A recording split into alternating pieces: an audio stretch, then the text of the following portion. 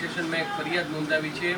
શું ફરિયાદ છે અને શું કહેશો, તમારી સાથે શું ઘટના બની? હા સર, ફરિયાદ એવી છે કે મારા જ્યાં હું શાળામાં અભ્યાસ કરાવતી હતી એ શાળાનો સિનિયર વિદ્યાર્થી મારી સાથે ફેસબુક થ્રુ એણે મારો કોન્ટેક્ટ કર્યો અને વાતચીત ચાલુ થઈ. એ દરમિયાન જ એણે મને લગ્નની લાલચ આપી અને મારા પૈસા પડાવેલ છે અને મારા ઘરમાંથી સોનું જે એણે વેચાવીને મતલબ સોનું લઈ લીધું છે અને ચોરી છુપીથી અને વેચી નાખ્યું છે. અને મેં એને ઓનલાઈન પેમેન્ટ અને શું કહેવાય મારું સેવિંગ, મારું પીએફ એવી રીતના મેં એને પૈસા થ્રુ મદદ બી કરેલી છે. અને જે હાલ પછી મને આવા લગ્નની લાલચના આ કારણે એણે મારી સાથે 1.5 વર્ષ સુધી શરીર સંબંધ બાંધેલા છે અને શારીરિક શોષણ કરેલું છે. વ્યક્તિ, સામેવાળી વ્યક્તિ છે, શું નામ છે ને શું અત્યારે ધંધો કરે છે? સર, એમનું નામ છે ધ્રુવલ પંકજભાઈ દેસાઈ. હાલ અમૂલ પાર્લરનું શોપ છે, અમૂલ પાર્લરની એમને. કઈ રીતે બેન કોન્ટેક્ટ થયો તો આપને? હા. શું કહેશો? હા સર, એકચ્યુઅલી મેં કીધું એમ જ કે મારી શાળામાં ત્યાં સિનિયરમાં સ્ટુડન્ટ હતા, ત્યાં અભ્યાસ કરતા હતા અને એના થકી અમે લોકો ફેસબુક ફ્રેન્ડ હતા અને ત્યાર એ પછી 10-12 વર્ષ પછી એણે મને કોન્ટેક્ટ કરેલો અને મારા સ્ટાફ સાથે અને એમના મિત્ર દ્વારા એને મારા અંગત મતલબ મારી પર્સનલ લાઈફ વિશે એને મોસ્ટલી ખબર હોવાથી એણે મારો કોન્ટેક્ટ કરેલો છે અને એને ખ્યાલ પડ્યો છે કે હું ડિવોર્સી છું અને સિંગલ છું. એના કારણે એણે મારો કોન્ટેક્ટ કરેલો હતો અને પહેલેથી જ એનો ઈરાદો એવો હતો કે આ વ્યક્તિ એકલી રહે છે તો હું આની સાથે આવી રીતના આગળ રિલેશન વધારું. સર, જ્યારે હું 2012 અને 2013 મેં સ્કૂલ જોઈન કરી ત્યારે એ વિદ્યાર્થી 10મા ધોરણમાં હતા. સર, આ જ દરમિયાન એમણે મારી સાથે એમના પછી મારું કોન્ટેક એમના 2024 જૂનથી એમણે મારો કોન્ટેક કરેલો હતો અને લાસ્ટ 2025 ડિસેમ્બર સુધી. એ ડિસેમ્બર સુધીમાં એમણે નવેમ્બરમાં મને ખબર પડી અને માર્ચ મહિનામાં જ એમના જ મહિલા મિત્ર સાથે એમણે સગાઈ કરી લીધી હતી અને ત્યારબાદ મને છેલ્લા 10 મહિના સુધી ખબર ના પડવા દીધી અને મને એવું જ કીધું કે હું તમારી જોડે જ મેરેજ કરવા માગું છું અને આપણે બહાર ફોરેનમાં આપણે સ્થાયી થવું છે. એટલે એના માટે એણે મને જોબ બી મુકાવડાવી દીધી હતી મારી અને ફોરેન જવાની તૈયારી કરાવડાવી હતી.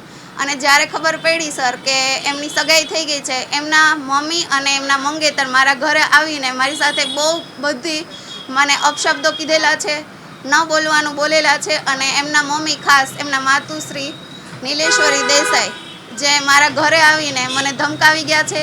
એમના મંગેતર પણ આવેલા હતા મારા ઘરે અને મને એવું કીધેલું કે આમની સગાઈ થઈ ગઈ છે, તમે આને કેવી રીતના આને તે મારા છોકરાને તે પૈસાથી ફસાવ્યો છે, તું એટલી બધી મોટી કરોડપતિની દીકરી છો કે તું બધાને બોલાવે છે.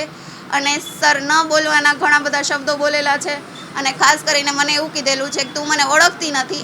એમના માતાએ, તું મને ઓળખતી નથી, હું ગોંડલની ગુંડી છું અને રૈયાણીની દીકરી છું. આવા બધા શબ્દો બોલી અને મને ધાક ધમકી આપેલી. અને એ બાદ ધ્રુવલ દેસાઈએ મને જ્યારે ખબર પડી કે એમને પોતે પકડાઈ ગયો મારા ઘરે જ, એની મંગેતરે એને ફોલો કર્યો એટલે મારા ઘરે જ પકડાઈ ગયો છે. અને સર, આ 1.5 વર્ષમાં મારા ઘરે સવાર બપોર સાંજ 3 ટાઈમ મારા ઘરે આવતો અને એઝ અ મને વાઈફની જેમ ટ્રીટ કરેલી છે સર. અને અમે કન્ટિન્યુ આ 1.5 વર્ષમાં બહાર જઈ આવેલા છીએ. ઓલમોસ્ટ ગુજરાતમાં એણે મને 4 ધામની યાત્રા કરાવેલી છે અને થાઈલેન્ડ મે મહિનામાં મને 10 દિવસ થાઈલેન્ડ પણ લઈ ગયો હતો. અને આ બધામાં જ આટલા મહિનામાં એણે મને જરા કહે છે અને ભનક ના લાગવા દીધી કે એની સગાઈ થઈ ગઈ છે માર્ચ મહિનામાં જ. અને પછીથી કન્ટિન્યુ એણે મારી ડિસેમ્બર સુધી મારી સાથે રિલેશન રાખ્યા. અને એ પછી સર, મને જ્યારે ખબર પડી કે એમના સગાઈ થઈ ગઈ છે તો મેં એમ કીધું કે તમે આપણું જે કાંઈ હવે, અને મને એવું કીધું કે મારા ઘરેથી મને પ્રેશર કરીને મને સગાઈ કરાવી છે. સર, જો પ્રેશર કરીને સગાઈ કરાવી હોય તો એ કાસ્ટ એ લોકો લેવા પટેલ છે, તો પટેલ કાસ્ટમાં જ કરાવેલી હોય એમના પેરેન્ટ્સે, બરાબર? તો હાલ એમના પેરેન્ટ્સે પટેલ કાસ્ટમાં નથી કરાવેલી. એમના જે મંગેતર છે એ સોલંકી છે. તો સર, આ જે છે એ વિચારો તમે, ફ્રોડની ખોટું રીતે જ મારી સાથે એણે પહેલેથી જ આગળ વધેલા છે અને એ પછી મને એવું કહે છે કે મારે એમની સાથે સગાઈ તોડી નાખવી છે. તમને તો ખબર છે પટેલમાં ચટ મંગની અને પટ બિહા હોય છે, તો મારે તમારી સાથે જ જો ખોટું કરવું હોત તો હું તમારી સાથે કેવી રીતના હું રહી શકું. આ લોકોએ મને ધરારથી મતલબ મારા પેરેન્ટ્સે મને ધરારથી સગાઈ કરાવી છે અને મારે એ સગાઈમાં મતલબ મારી સગાઈ તોડી નાખવી છે અને મેરેજ તમારી સાથે જ કરવા છે અને મારે તમારી સાથે જ બહાર સ્થાયી થવું છે. અને આ કર્યા પછી સર પછી એણે મારા થોડા ટાઈમમાં જ મને બ્લોક કરી દીધી. મારા બધા ફોન મેસેજ કોલના આન્સર નહોતા આપતા. એ પછીથી મેં એમને કીધું કે હવે તમારે મને પ્રોપરલી આન્સર કરો થોડા ટાઈમ પછી જ.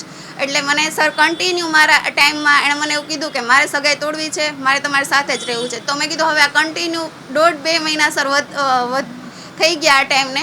પછી મેં પ્રેશર કર્યું કે યા તો તમે મેં કીધું ત્યાં સગાઈ તોડો યા તો મારી સાથે રિલેશન પૂરા કરો.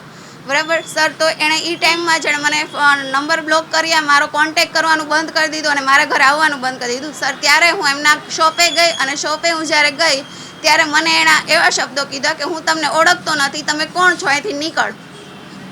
અને મેં એમ કીધું કે જે કંઈ આપણો પૈસાનો વહીવટ થયેલો છે એ મેં કીધું આપણે કમ્પ્લીટ કરી નાખીએ. તો એમણે મને એમ કીધું ક્યાં પૈસા, તમે મને કોઈ પૈસા નથી આપેલા અને હું તમને ઓળખતો નથી.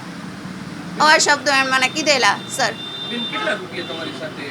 સર, અંદાજે છે ને ટોટલી મારા 6,34,000 ઉપરનું છે. 34,000નું મારું ગોલ્ડ એણે વેચી નાખેલું છે અને 6,000 અંદાજે 6 લાખ રૂપિયા અને 34,000નું એણે મારું ગોલ્ડ વેચાવી નાખેલું છે.